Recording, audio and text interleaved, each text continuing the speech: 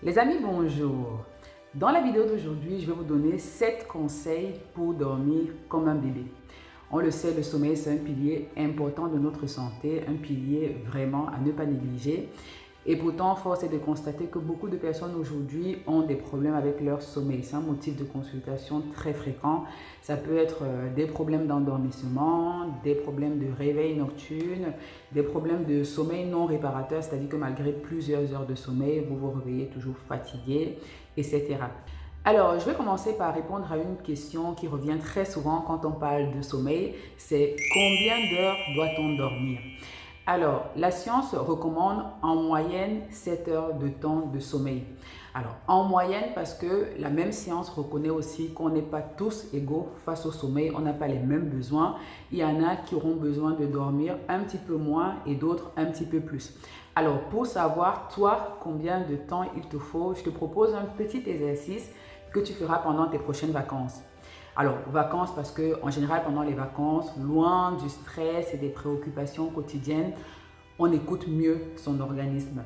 Alors, donc, ce que tu vas faire pendant une semaine, pendant tes prochaines vacances, c'est que tu vas aller te coucher quand tu as sommeil. Donc, tu écoutes ton corps, quand tu as sommeil, tu vas te coucher. Tu ne mets pas de réveil, tu n'en as pas besoin, tu es en vacances. Tu te lèves quand ton organisme te dit de te lever.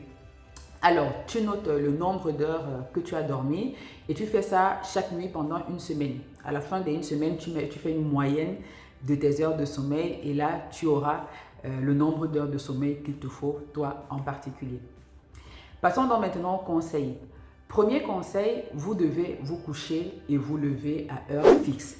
Ça, c'est vraiment une discipline que vous devez faire l'effort de vous imposer parce que ça va permettre de conditionner l'organisme au sommeil.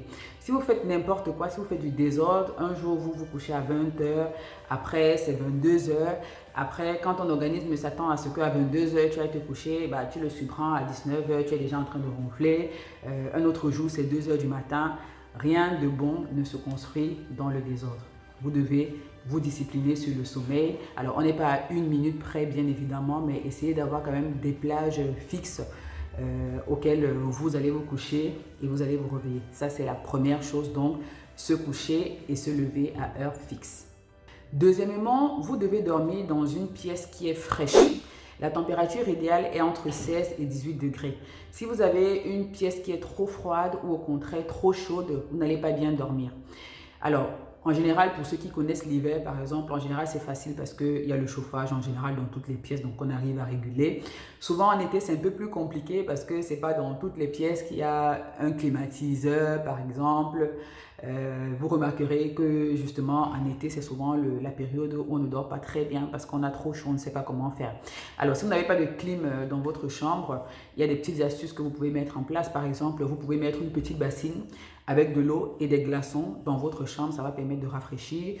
Vous pouvez mettre éventuellement aussi une bouillotte avec de l'eau fraîche à l'intérieur, c'est-à-dire que exactement ce qu'on fait en hiver, on met la bouillotte avec de l'eau chaude, bah vous faites l'inverse, vous mettez de l'eau froide et vous mettez dans votre lit, ça va permettre de refroidir un petit peu. Voilà, donc en tout cas, la pièce doit être fraîche entre 16 et 18 degrés. Si c'est trop froid, c'est pas bon. Si c'est trop chaud, ce n'est pas bon. Et pour aussi réguler de manière idéale sa température pendant le sommeil, il est conseillé de dormir nu. Si vous dormez avec des vêtements, avec vos beaux pyjamas et tout ça, eh bien, l'air ne circule pas facilement et donc vous ne régulez pas facilement votre température. Vous aurez tendance à avoir plus chaud. Donc, c'est bien de dormir nu. Troisième conseil, vous devez dormir dans une pièce calme et surtout sombre. L'obscurité, c'est très important pendant le sommeil parce que c'est pendant l'obscurité que la mélatonine, qui est l'hormone du sommeil, est synthétisée de façon importante. Et à l'inverse, notre rétine est très sensible au signal lumineux et notamment la lumière bleue qu'on va retrouver dans nos ampoules, dans nos appareils numériques, etc. La rétine est très sensible à ça et donc le moindre signal lumineux peut perturber la sécrétion de la mélatonine. Donc vous devez dormir dans une chambre la plus sombre possible. Pensez à éteindre vos appareils numériques. Parfois même quand on éteint le téléphone, il y a toujours un petit signal lumineux qui reste. Parfois quand on branche le téléphone, par exemple le chargeur, souvent il y a des chargeurs qui sont lumineux. Parfois il y a des petits trucs qui clignotent. Ça paraît rien du tout, mais la rétine est très sensible à ça. Donc éteignez vraiment vos appareils numériques avant de dormir.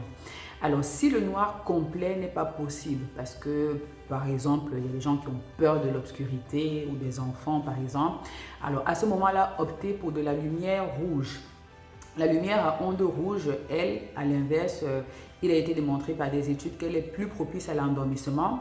Et en fait, ce mécanisme simule tout simplement un mécanisme naturel qui est celui du coucher du soleil. Vous savez, le coucher du soleil a une onde un peu rouge et donc c'est une onde qui est propice à l'endormissement. La nature est tellement bien faite, donc si vous ne pouvez pas avoir le noir complet, une veilleuse à lumière rouge, ça peut faire l'affaire. Et de la même façon, évitez le soir dans votre salon une lumière trop vive. Si vous avez une lumière trop vive, essayez d'éteindre peut-être une ou deux ampoules s'il y a moyen. Mais voilà, la lumière doit être un petit peu, voilà, juste ce qu'il faut pour vivre le soir à la maison, mais pas trop vif parce que sinon ça excite plutôt. Une lumière qui est plutôt douce, tamisée et plus propice à l'endormissement. Quatrième conseil, il faut avoir une bonne literie. Un bon matelas, des bons draps, etc. Je vais vous raconter une anecdote. Lors d'un de nos anniversaires de mariage avec mon mari, on est allé en week-end dans un hôtel. On a pris un hôtel de bon standing. On voulait vraiment se faire plaisir. Et on avait pris donc des nuits avec dans la réservation le petit déjeuner inclus. Au lendemain de notre première nuit, on s'est réveillé. L'heure du petit déjeuner était déjà passée. C'est-à-dire qu'on n'a rien compris, tellement on avait dormi, tellement on avait bien dormi que l'heure du petit déjeuner est passée, on ne s'est pas rendu compte. Et quand on s'est réveillé, le réflexe qu'on a eu avec mon mari, c'est de dépiécer le lit parce qu'on essayait de savoir, mais c'est quoi ce matelas, c'est quelle marque de drap, de couverture, etc. Bon, malheureusement, on n'a pas trouvé parce que, vous savez, dans les hôtels, tout est blanc, il n'y a pas d'étiquette, tout est neutre, on n'a pas trouvé. Mais bon, en tout cas, ça nous avait marqué, ça nous avait fait comprendre à quel point une bonne literie, c'est important pour un bon sommeil. Donc, je vous recommande d'avoir une bonne literie, vraiment. Votre matelas, il doit être bien, il doit être adapté à votre poids et vous devez penser à le changer. Hein. Il y a des gens qui ont depuis 20 ans le même matelas, ce n'est juste pas possible. En général, c'est entre 5 et 10 ans un matelas en fonction de la qualité du matelas, donc pensez-y. Et je fais une petite parenthèse, il y a beaucoup de gens qui ont des maux de dos récurrents, qui ont des cervicalgies, mal au cou, mal partout. Parfois, on fait des examens, on cherche à des kilomètres alors qu'en fait, c'est juste votre matelas ou votre oreiller qui est problématique. Donc, pensez-y vraiment un bon matelas. La literie, elle doit être avec une matière respirante. Ça peut être du coton, ça peut être du lin ou de la soie. Mais évitez le polyester, évitez les matières synthétiques qui ne permettent pas de faire circuler l'air normalement, qui ne permettent pas d'absorber l'humidité. Ça va vous faire transpirer, vous aurez chaud et comme on a vu précédemment, vous allez mal dormir. Donc ça, la literie, c'est très important. Ayez une bonne literie, investissez là-dedans. Votre sommeil, c'est important pour la santé. Ça mérite un minimum d'investissement. Cinquième conseil, dîner léger. Léger, pas trop gras et au moins 2 heures avant d'aller dormir. Il y a des gens qui mangent le soir, waouh. Et après, quand ils font des rêves, ils rêvent qu'on les poursuive, ils n'arrivent pas à courir. Mais tu vas courir comment si avant d'avoir mangé, tu as avalé 2 boules de couscous? Bon, plus sérieusement, il faut savoir que la digestion, c'est une fonction de l'organisme qui prend beaucoup d'énergie et beaucoup de temps. Donc, si vous mangez gras, lourd le soir, juste avant d'aller dormir, quand vous allez aller vous coucher, au lieu de vous reposer, l'organisme va s'atteler à la digestion. Ça va prendre un peu de temps, ça va prendre de l'énergie. Même si vous êtes endormi, ça va bouffer l'énergie et donc ça va bouffer le temps de repos effectif de l'organisme. Donc vraiment, essayez de dîner le plus léger le soir, si vous dînez, bien évidemment, parce qu'il y en a aussi qui ne dînent pas le soir, c'est encore mieux. Donc si vous dînez le soir, dînez léger et au moins 2 heures avant d'aller dormir. Sixième conseil, évitez les excitants le soir. Alors les excitants, ça va être l'alcool, le thé. Alors je parle du thé, le thé vraiment la plante issue du théier. Hein. Après il y a des infusions d'autres plantes qui sont plutôt relaxantes, camomille, tilleul, etc. Ça vous pouvez. Mais le thé, c'est un excitant, il contient aussi un peu de caféine, donc vous devez éviter. Donc alcool, thé, café. Le sport aussi, vous devez éviter le soir parce que le sport, c'est un excitant. Le sport, ça accélère le métabolisme, ça accélère la fréquence cardiaque, la tension artérielle, les pulsations. Or, pour un bon sommeil, il faut plutôt que le métabolisme soit ralenti. Donc, évitez le sport le soir. Alors, si vraiment c'est le seul moment où vous pouvez faire le sport, essayez de le faire au moins 2 heures avant d'aller dormir. Comme ça laisse le temps à l'organisme de revenir au métabolisme de base. Et enfin, septième conseil, créez-vous une routine avant d'aller dormir. La routine, ça permet de conditionner l'organisme à un certain événement. Je ne sais pas si vous vous rappelez au lycée du réflexe de Pavlov.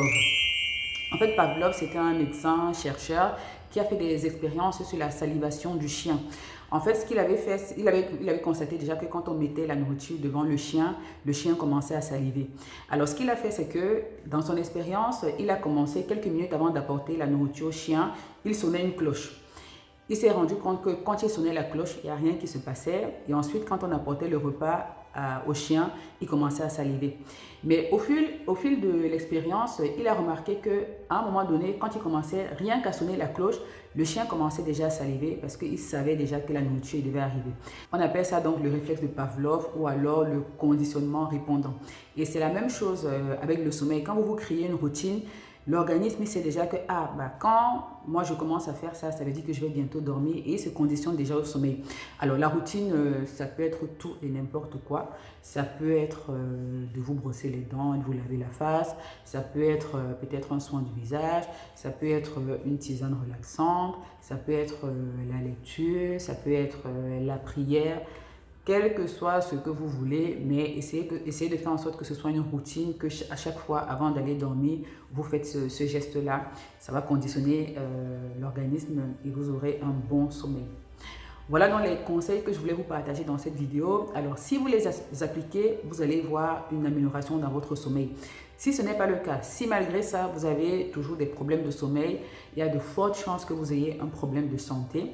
Et ça, je vous propose d'en parler dans la prochaine vidéo.